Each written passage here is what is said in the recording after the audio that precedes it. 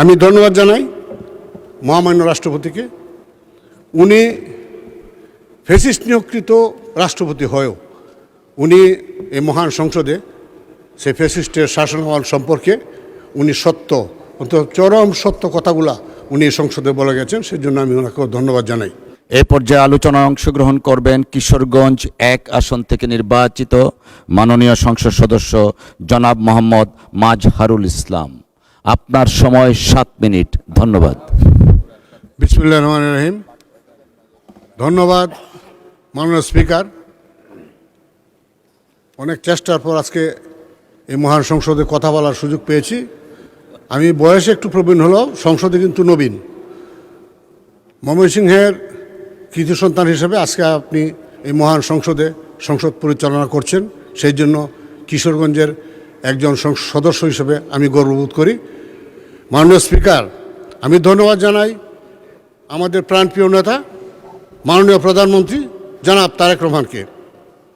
কিশোরগঞ্জ 1 আসনটি দীর্ঘ 30 বছর যাবৎ বিএনপির হাতছাড়া, বিএনপি আসনটি জয়লাভ করতে পারে নাই। এবার 2026-এর নির্বাচনে মাননীয় প্রধানমন্ত্রী আমার উপর আস্থা রেখে আমাকে মনোনয়ন দিয়েছেন। আমি প্রিয় নেতার আস্থা এবং বিশ্বাসের মর্যাদা রাখতে পেরেছি। আমি সেই জন্য আমার পক্ষ থেকে এবং আমার নির্বাচনী এলাকা কিশোর সদর এবং হোসেনপুরবাসীর পক্ষ থেকে আপনাকে আন্তরিক অভিনন্দন এবং শুভেচ্ছা। মাননীয়, আমি ধন্যবাদ জানাই মহামান্য রাষ্ট্রপতিকে। উনি ফ্যাসিস্ট নিয়োগকৃত রাষ্ট্রপতি হয়েও উনি এই মহান সংসদে সেই ফ্যাসিস্টের শাসনামল সম্পর্কে উনি সত্য, অন্তত চরম সত্য কথাগুলা উনি সংসদে বলে গেছেন, সেই জন্য আমি ওনাকেও ধন্যবাদ জানাই। মাননীয় স্পিকার,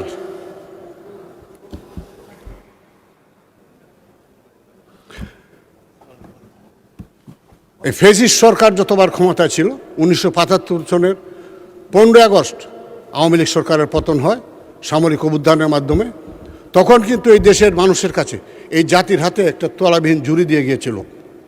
সে একই কায়দায় 2024-এর 5ই আগস্ট গণ আন্দোলনের মধ্য দিয়ে শেখ হাসিনার বিদায় পালিয়ে যেতে বাধ্য হয়। তখনও এই শেখ হাসিনা এই জাতির হাতে একটি তলাবিহীন ঝুড়ি দিয়ে গেছে। এই বিধ্বস্ত অর্থনীতির উপর আমাদের যাত্রা শুরু।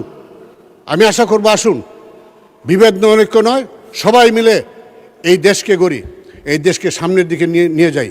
আজকে জুলাই আগস্টের বিপ্লবের যে প্রথম ধাপ, একটি অবাধ এবং সুষ্ঠু নির্বাচন, এই দেশে সেই নির্বাচন অনুষ্ঠিত হয়েছে। এই দেশে একটি গণতান্ত্রিক সরকার প্রতিষ্ঠিত হয়েছে। আমরা আশা করি আমাদের প্রাণপ্রিয় নেতা মাননীয় প্রধানমন্ত্রীর নেতৃত্বে আমরা এই দেশটাকে সামনের দিকে এগিয়ে নিয়ে যাব। আজকে মাননীয় বিরোধী দলের নেতৃবৃন্দ সংসদ সদস্যগণ বসে আছেন। আমরা কিন্তু এই সরকারি আসনে আরও বহুবার বসেছি, আমাদের দল। আপনারা কিন্তু প্রথম এই বিরোধী দলের আসনে। এই ফ্যাসিস্ট শেখ হাসিনা সরকার আপনাদেরকে কিন্তু বসতে দেয় নাই।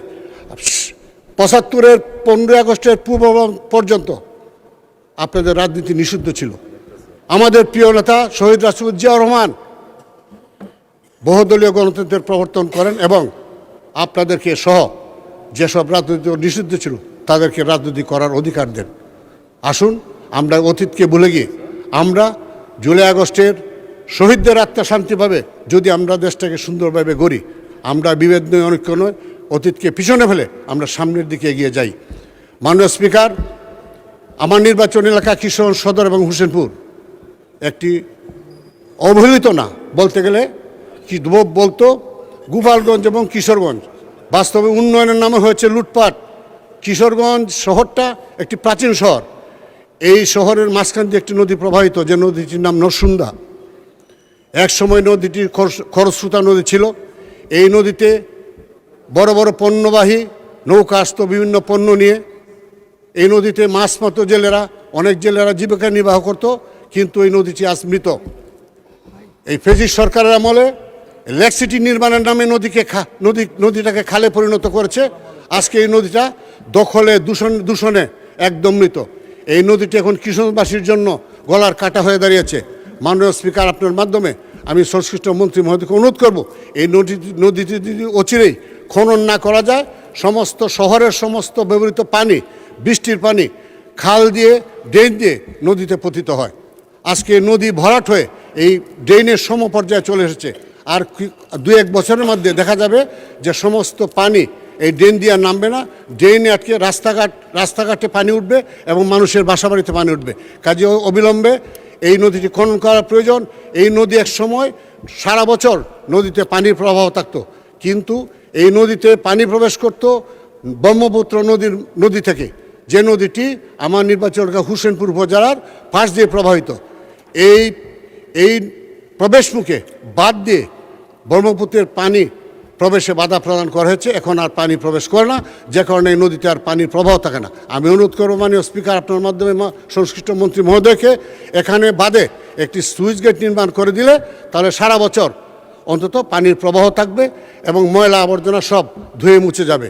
এবং এই নদীর 2 পাশে ওয়াকওয়ে নির্মাণ করা ছিল, কিন্তু দুর্নীতির কারণে ওয়াকওয়েগুলো বিধ্বস্ত হয়ে গেছে, ভেঙে পড়েছে। আংশিক কিছু কিছু জায়গায় যদি ওয়াকওয়েগুলো পুনর্নির্মাণ করে দেওয়া হয় তাহলে কিশোর শহরটা অত্যন্ত সুন্দর শহরে পরিণত হবে। সারা দেশের অভাব, সারা দেশে 300 সংসদ সদস্য, সকলেই সব নির্বাচন এলাকায় সমস্যা, তারপরেও এই সমস্যার মধ্যে আমাদেরকে এগিয়ে যেতে হবে। আমার কিশোর সদর হাসপাতাল এটি 100 শয্যা বিশিষ্ট ছিল। আমাদের মাননীয় প্রধানমন্ত্রী বেগম মরহুমা খালেদা জিয়া এই 100 শয্যা থেকে এই সদর হাসপাতালকে 300 শয্যা 250 শয্যা উন্নীত করেন। এই হাসপাতালটি অত্যন্ত ভালো ছিল, কিন্তু সরকারি একটি মেডিকেল কলেজ স্থাপন হওয়ার পর এই হাসপাতালে সিসিইউ ছিল, হৃদরোগ বিশেষজ্ঞ চিকিৎসক ছিল, আজকে তা নেই। সিসিইউটি বন্ধ এবং আজকে হৃদরোগ বিশেষজ্ঞ নেই, বিশেষজ্ঞ ডাক্তারও নেই। এই সদর হাসপাতালে কিশোরগঞ্জের মধ্যস্থলে অবস্থিত, আর মেডিকেল কলেজ হাসপাতালটি পশ্চিম দিকে একটি ইউনিয়নে অবস্থিত। এই পূর্ব প্রান্তের রুগীরা যেতে যেতে শহরের জ্যাম ঠেলে অনেক সময় লাগে। কাজে আমি অনুরোধ করব মাননীয় স্বাস্থ্যমন্ত্রী মহোদয়কে এই হাসপাতালে সিসিইউটি চালু করে অন্তত একজন হৃদরোগ বিশেষজ্ঞ চিকিৎসক দিলে হাসপাতালটি প্রাণ ফিরে পাবে এবং সাধারণ মানুষ চিকিৎসা সুবিধা পাবে। আমার নির্বাচন এলাকা হোসেনপুর উপজেলায় একটি 50 শয্যা বিশিষ্ট হাসপাতাল আছে, যে হাসপাতালটি অত্যন্ত সুন্দর। এই হাসপাতালে চিকিৎসা নিতে আসে নান্দালের একাংশের রুগী, পাকুন্দি উপজেলার একাংশের রুগী এবং গভরগাঁওয়ের একাংশের রুগী। ধন্যবাদ মাননীয় সদস্য। 1 মিনিট চেয়েছেন, 1 মিনিট দেওয়া হলো। থ্যাংক এই ইউ। হাসপাতালটিকে 50 শয্যা থেকে 100 শয্যা উন্নীত করে একজন বিশেষজ্ঞ ডাক্তার, একজন গাইনি ডাক্তার এবং একজন সার্জারি ডাক্তার দিলে এই হাসপাতালে সাধারণ মানুষ চিকিৎসা সুবিধা পাবে এবং মানুষের যে গরিব মানুষ যারা অর্থের অভাবে ভালো উন্নত চিকিৎসা সেবা থেকে বঞ্চিত হয় তারা অন্তত কারণে জেলা সদরে আসতে হবে না। মাননীয় স্পিকার আপনাকে ধন্যবাদ এবং ধন্যবাদ জানাই আমি আবার আমার মাননীয় প্রধানমন্ত্রী জনাব তারেক রহমানকে, যার সুবাদে আমি মহান সংসদে এসে আজকে কথা বলতে পারছি। সবাইকে ধন্যবাদ। ইউএফটি ফার্স্টের সাথে ট্রেড করুন যে কোনো জায়গা থেকে, ক্যাম্পাসে ক্লাসের ফাঁকে, ঢাকার জ্যামে বসে কিংবা ঘরে বসে। ট্রেডিং এখন হাতের মুঠোয়, তাই ট্রেড করুন যখন খুশি যেখানে খুশি।